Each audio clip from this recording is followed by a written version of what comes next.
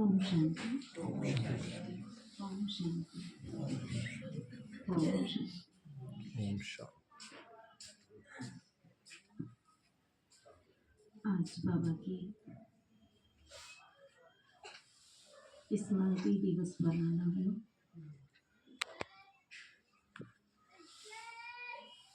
और मैं तो यही कहूँगी कि मैं पहली बार फलाउदा सेंटर पर आई हूँ, इसलिए आप हम सबके तरफ से बहुत बहुत मैं पहले यहाँ पर कभी नहीं आई थी। ये तो नहीं कहूँगी कि कभी नहीं आई थी, 5000 वर्ष पहले आई थी और अब फिर आना हुआ है। तो मेरे शरीर का नाम है बीके गीता और मुझे ज्ञान तो यही समझो कि यहाँ से ही मिला है, क्योंकि यहाँ पर मेरी जो लौकिक दादी है उनका यह मायका है और उनके भाईजी चलते थे, भैया चलते थे ज्ञान में, चलते हैं और उन्होंने अपनी बहन को परिचय दिया और फिर वह निवाड़ी में रहती हैं। तो यहाँ से वो भी ज्ञान में चली आई, दीदी से मिली, दीदी के द्वारा ही निकले हुए हैं। और उसके बाद हमने अम्मा जी ने हमारी मोदी नगर सेंटर को खोजा और उसके बाद अपनी बेटियों को चलाया और बेटी के साथ साथ चलते चलते वो पोती भी चल पड़ी। तो हम उनकी 3 पोतियां हैं। हाँ जी, उनकी 2 बेटियां हैं, समर्पित हैं और हम 3 पोतियां हैं, हम भी सेंटर पर ही हैं। तो हम वहाँ से उनकी निकाली हुई 5 बहनें हैं और 5 ही बहनें बाबा को संपूर्ण रूप से समर्पित हैं। तो इसलिए यहाँ पर आज जहाँ से दादी निकली है वहीं पर आना हुआ। अच्छा हो गया ना, दादी की जगह पोती पहुँच गई। पहुँचना जरूरी है ना। और दादी तो हमारे परम धाम चली गई, परम धाम भी नहीं कहेंगे, वो दूसरा शरीर ले लिया है उन्होंने, एडवांस पार्टी में चली गई है, क्योंकि अभी पार्ट रहा हुआ होगा उनका, तो शरीर छूट गया है उनका, तो 1 वर्ष हो गया है और अब कहीं और जन्म लिया होगा। आती जाती दुनिया है, आएंगे भी और जाएंगे। वाली दीदी तो आपकी सगी बुआ है ना? हाँ जी, सविता बहन सरदना की जो बहन है सेंटर पर जो रहती हैं, वो मेरी पापा के चाचा की लड़की है, तो सगी बुआ है। तो वो वहाँ पर संभाल रही है। छोटी बहन उनकी मोदी नगर रहती है, मैं भी मोदी नगर ही रहती हूँ और दीदी के द्वारा यहाँ पर आती रहती और रहती भी है। हाँ जी, आती रहती है। तो इसलिए बाबा ने बहुत बड़ा सौभाग्य दिया है कि अपना बना करके, कि भगवान ने हमें अपना बनाया और उसने हमारा हाथ पकड़ा और पकड़ करके बच्चे की तरह हमें चला भी रहे हैं, है ना। हिम्मत यही करते हैं कि सदा ही भगवान की छत्र छाया हमारे सर पर बनी रहे, उनका हाथ हमारे सर पर ही रहे और ऐसे ही पुरुषार्थ करते करते हम भी जैसे ब्रह्मा बाबा ने संपूर्णता को पाया, वैसे ही हम भी संपूर्ण बन जाएं और अपने घर चले जाएं। तो बाबा ने कैसे भगवान, देखो एक साधारण व्यक्ति है और साधारण व्यक्ति के अंदर परमपिता परमात्मा ने प्रवेश किया, यह बहुत बड़ी बात है। तो ब्रह्मा बाबा को खुद भी नहीं मालूम, ये कहते हैं ना कि भगवान ने आकर के इनके तन में और इनके मुख से ही इनको क्या परिचय दिया, अपने आप का ही परिचय दिया कि आप कौन हो, आप एक आत्मा हो। और यह ज्ञान जो जिंदगी में उन्होंने अपने जीवन में 12 गुरु बनाए थे और 12 गुरुओं को बनाने के बाद भी संतुष्टि नहीं मिली थी, भगवान का परिचय नहीं मिला था। तो भगवान का परिचय कब मिला? जब स्वयं परमात्मा उनके तन में प्रवेश हुए।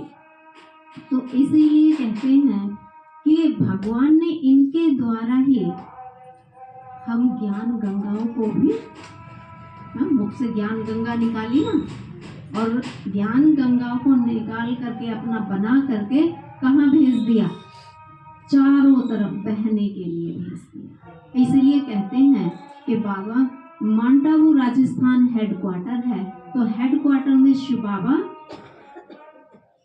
आते हैं ना, सीजन चलता है ना, बाबा आते हैं। तो वहां पर बच्चों को आने के लिए क्यों कहते हैं? क्योंकि बाबा कहते हैं बादल आएंगे, बड़े बादल आएंगे और भर करके जाएंगे, तभी तो बरसेंगे। तो इसलिए बहनों को जो ज्ञान गंगाएं बनाई हैं बाबा ने अपनी, तो उनको एक्स्ट्रा क्लास भी कराई जाती हैं और शिक्षाएं भरी जाती हैं सभी के अंदर, धारणा मूर्त बनाया जाता है और फिर वहाँ से आकर के सभी अपने अपने सेंटर्स पर सभी भाई बहनों के अंदर वह उमंग उत्साह बढ़ती है आगे चलने के लिए। अगर यह उमंग उत्साह भगवान हम आत्माओं के अंदर ना भरे, ज्ञान गंगाओं के अंदर ना भरे, तो वर्षा हो नहीं सकती, क्योंकि हर वर्ष हर भाई बहन भी नहीं जा पाते। बहनें कई बार चली जाती हैं और बाबा इनके ही थ्रू उनको उमंग उत्साह दिलाते रहते हैं, आगे बढ़ाते रहते हैं। तो बाबा ने ऐसे त्याग तपस्वी खुद भी बने और हम बच्चों को भी बनाया, और बच्चों के द्वारा बाबा आप सभी को भी आगे बढ़ा रहा है। तो ऐसी ऐसी शिक्षाएं दे रहे हैं कि बात मत पूछो, है ना। तो सारी दुनिया से ही वैराग्य दिला दिया है। जैसे ब्रह्मा बाबा को इतना मतलब संपन्न होने के बावजूद भी, कितना संपन्न थे वो, हीरे जवाहरातों के व्यापारी थे वो, लेकिन कितनी जल्दी एकदम से उनको वैराग्य आ गया। ऐसे ही स्मृति हम बच्चों को भी बाबा दिलाता है कि सब कुछ होते हुए भी मेरे को तेरे में परिवर्तन कर दो। सब कुछ बाबा का है, मेरा नहीं है, समर्पित हो जाओ। तो इसलिए बाबा कहते हैं कि जिस समय पर शरीर छोड़ने वाले भी थे बाबा, अव्यक्त होने वाले थे बाबा, बाबा ने कभी भी किसी को यह नहीं बताया कि मैं जाने वाला हूँ। अगर यह बताते तो बच्चे क्या करते? जाने नहीं देते। और बाबा ने लास्ट समय तक भी किसी को एहसास तक नहीं होने दिया कि मैं आज अव्यक्त होने वाला हूँ। दादियों को भी, जैसे प्रकाश मणि दादी हैं, उनको भी अपना सब कुछ यज्ञ में दिखा दिया कि यह यहाँ पर सामान रखा हुआ है, सब कारोबार समझा दी, और यह पता ही नहीं चला कि बाबा किस लिए समझा रहे हैं। बागडोर हाथ में दे दी, पता ही नहीं चला क्यों समझा रहे हैं। और जब रात्रि में बाबा अव्यक्त हुए तब पता चला बाबा कितना रहस्यमयी है, कितना चतुर सुजान है कि सब कुछ मतलब बुद्धि में था, लेकिन फिर भी एहसास नहीं होने दिया, बताया नहीं, और शरीर अव्यक्त हो गया। तो बाबा 1969 में बाबा ने शरीर छोड़ा, अव्यक्त हुए, और आज 56 वर्ष हो चुके हैं बाबा को। आज 56वां स्मृति दिवस है बाबा का। तो इसलिए बाबा को तहे दिल से हमारी तरफ से श्रद्धांजलि अर्पित है। तो मैं तो यही कहना चाहूँगी, सभी अंत का समय है, सभी अपने अपने पुरुषार्थ पर ध्यान दें, संपूर्णता को आगे लाएं, कि हमारी वजह से ही इस समय रुका हुआ है ना। अब आप सभी देख भी रहे हैं कहते हैं ना प्रकृति अपना खेल दिखाएगी। अभी तो एक एक दिखा रही है, कहीं आग लग रही है तो कहीं पानी अपना रूप दिखा रहा है। आप सोचकर देखें कि जो पांचों तत्व है एक साथ अगर उन्होंने अपना विकराल रूप दिखा दिया तो क्या हाल होगा। विकराल नाटक दीदी, वो तो बाबा की बारात जाएगी, वो तो ढोल डमक से बजाएगी। नहीं, वो उसका तो रूप ही होगा ना।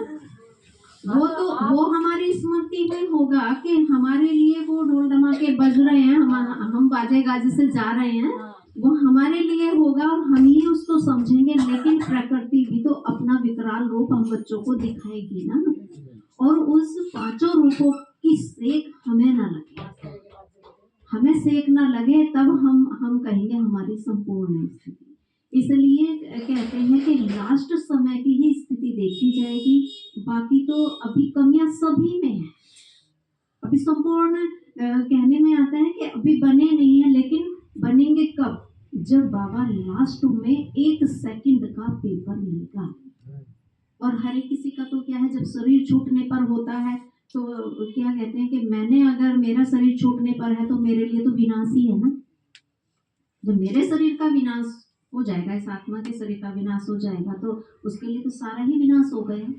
तो इसलिए हमें खुद की स्थिति को देखना है कि उस समय पर मेरी स्थिति क्या है।